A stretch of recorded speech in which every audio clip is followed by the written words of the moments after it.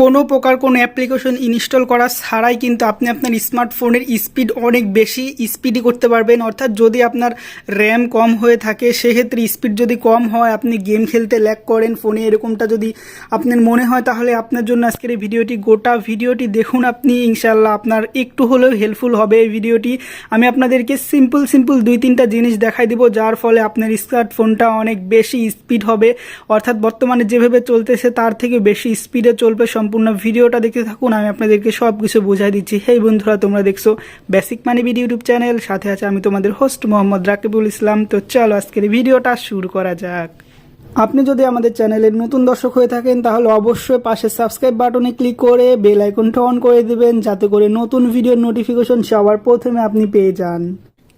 তো বন্ধুগণ, চলে আসলাম এখন আমি ফোনের স্ক্রিনে, তোমাদেরকে A to Z দেখা দিচ্ছি। জাস্ট গোটা ভিডিওটা দেখতে থাকো, ইনশাল্লাহ তোমাদের কাছে ভিডিওটা অনেক ভালো লাগবে। আর যদিও সেটিংগুলো অনেক ছোটো সেটিং, কিন্তু এগুলো কিন্তু খুব ইম্পর্টেন্ট তোমার ফোনের স্পিডের জন্য।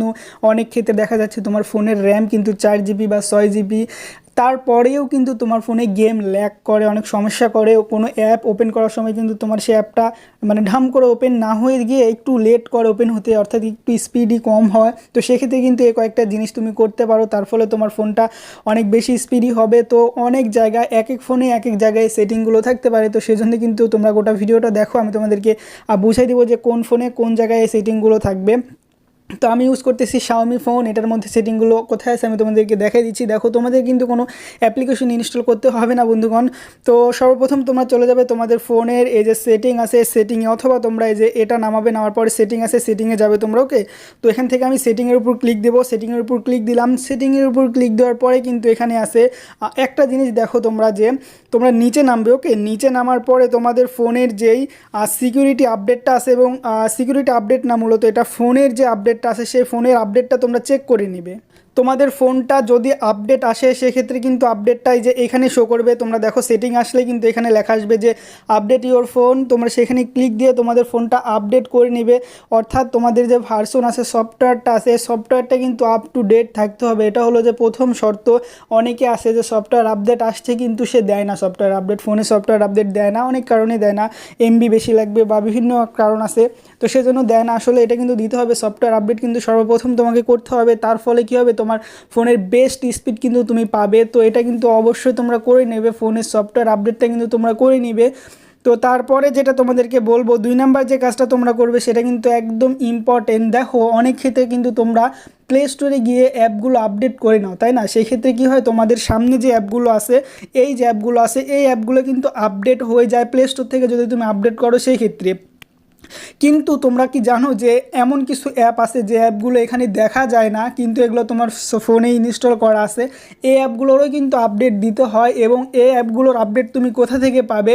তোমরা সেটিংয়ে আসবে, সেটিং আসার পরে সিস্টেম অ্যাপ আপডেটের এটা এই যে সিস্টেম অ্যাপ আপডেটার, ওকে, এটাতে ক্লিক দিবে। এটাতে ক্লিক দেওয়ার পরে এখানে কিন্তু আমার একটা অ্যাপও নাই এরকম যে আপডেট দেওয়া নাই। ওকে, আমার কিন্তু সব অ্যাপ এখানে আপডেট দেওয়া আছে।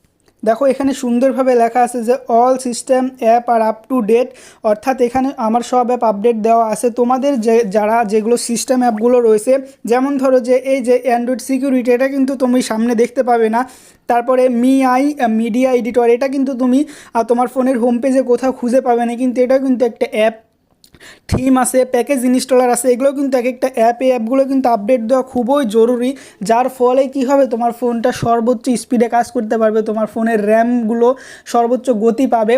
তো অবশ্যই তোমরা সিস্টেম অ্যাপগুলো আপডেট করে নেবে, তার ফলে তোমাদের ফোন এখন যেভাবে চলতেছে তার থেকে বেশি স্পিডে চলবে। এখানে এসে তুমি আপডেট করবে এবং অটোমেটিক এটি ইনস্টল হয়ে যাবে। তো মূলত এটাই আজকের ভিডিওর মূল উদ্দেশ্য, যে সিস্টেম অ্যাপগুলো আমরা আপডেট করি না, তার ফলে আমাদের ফোন অনেক স্লো থাকে।